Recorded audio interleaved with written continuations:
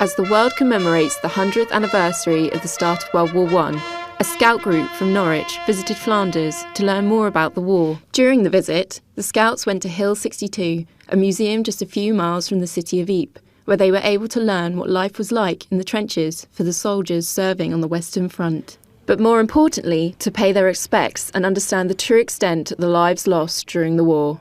To see the kids today, I think particularly go around some of the cemeteries, and to see the effect it's had on them. We're 100 years on, most of them don't really know direct relatives who will have, suffered in the war, or indeed any war.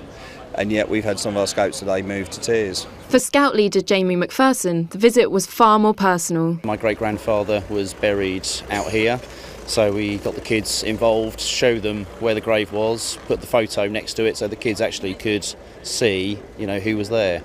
And it makes it a little bit more poignant for them. It was something that me and my dad were going to do. My dad passed away, September time, so it was a little bit choky for me, not to see, or to see if your name on a gravestone, thousands of miles away from where anyone is. I think I must have been the first person to see him here.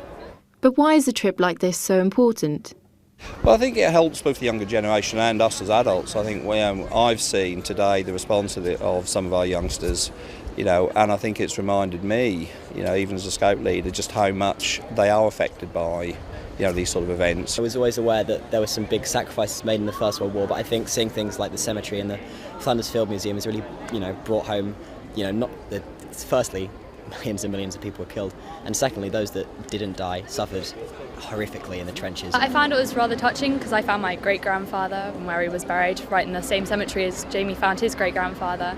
So it was nice to just sit down and have a small moment to myself and collect my thoughts. But also the scale hit me quite a lot, and you see thousands upon thousands of these graves and you just find it very hard to put yourself in their mindset.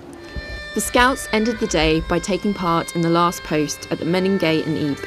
The daily ceremony has taken place at 8 p.m. every day since July 1928 and gave the Scouts an opportunity to lay a wreath in remembrance of the soldiers who lost their lives in the Great War.